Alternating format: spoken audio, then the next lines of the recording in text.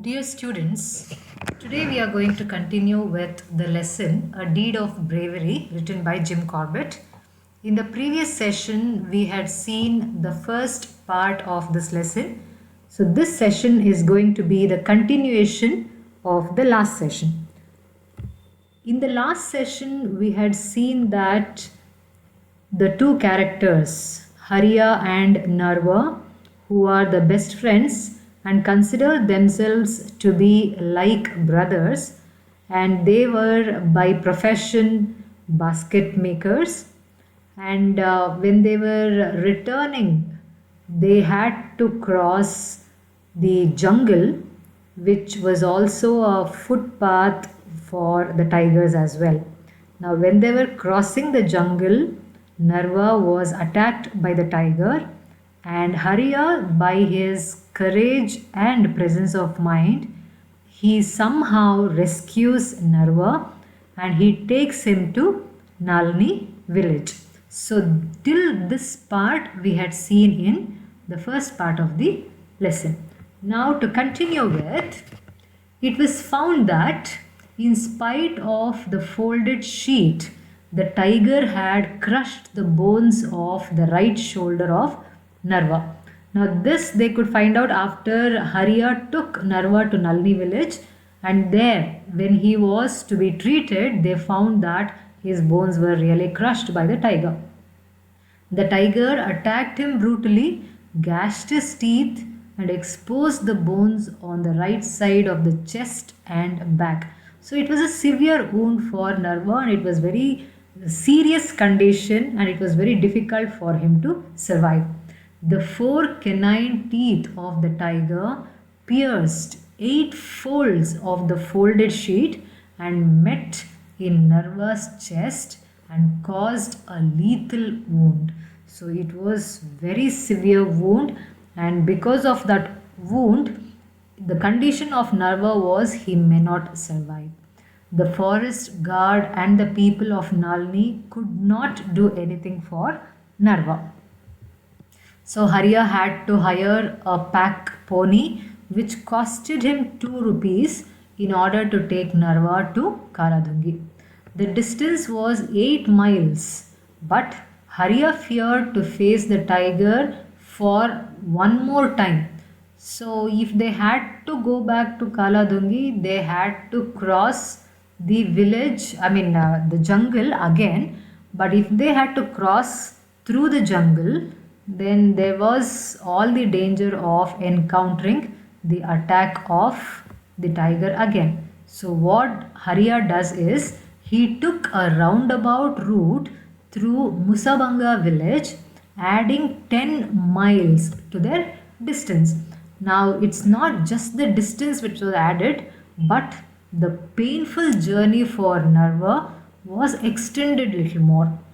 The first 9 miles of his ride was incredibly steep and bumpy ground. So you can imagine the deeply wounded Narva traveling on a pony on a bumpy road. What could be the condition of Narva? Naturally, he will be totally bloodshed.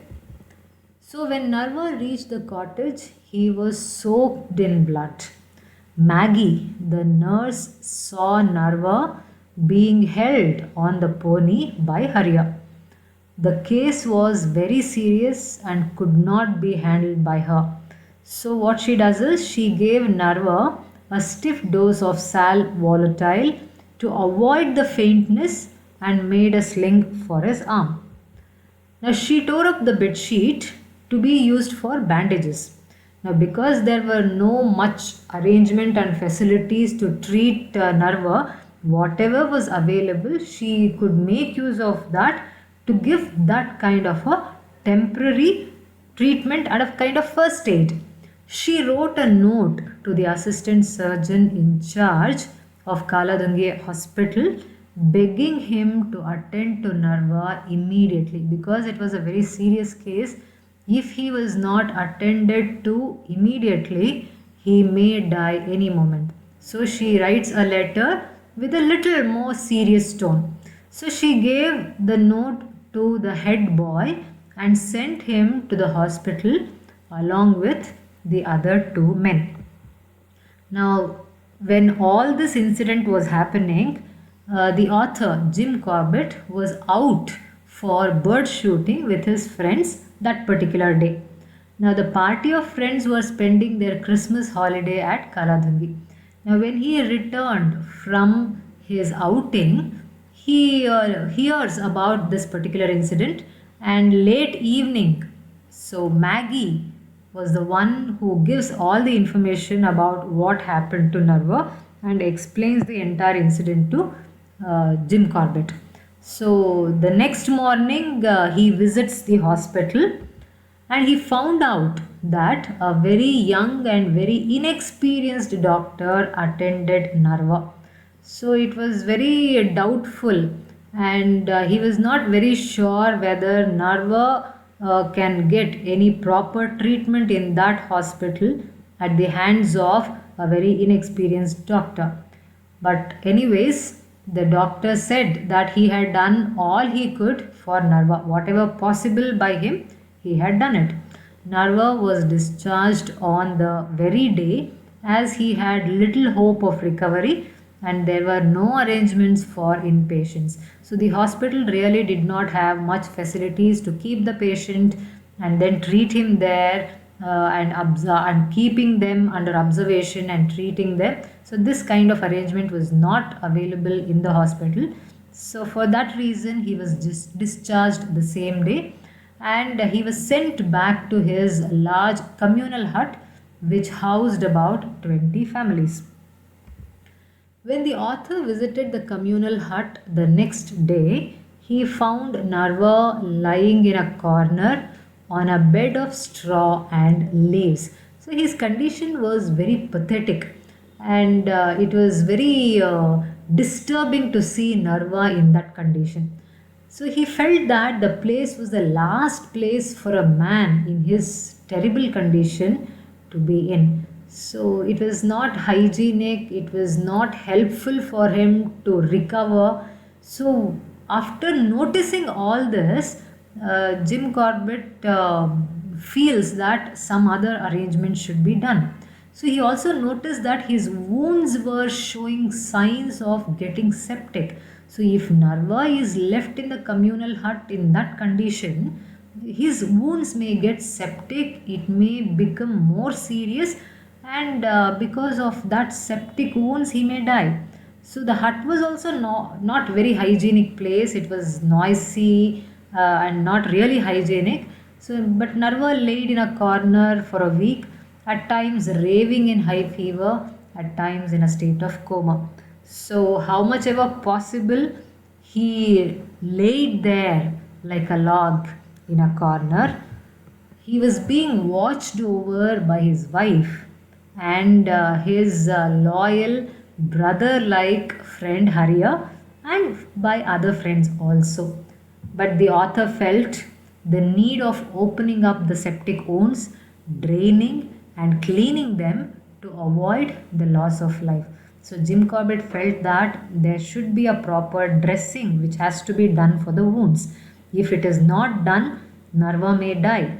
So what he does is he made arrangements in the hospital and got Narva admitted. So since the doctor was not much experienced, he made more scars than the tiger by his lancet. So while dressing the wounds, because the doctor was not very experienced, the process of dressing made more wounds than the tiger. But he did not have a choice. He had to take the help of the doctor who was available and he had to continue with his treatment. And Jim Corbett also did not have any other choice because that was the only hospital and he was the only doctor who was available. So in the second session, we will stop with this particular part. We have the last part of this lesson which is going to be dealt in the next session.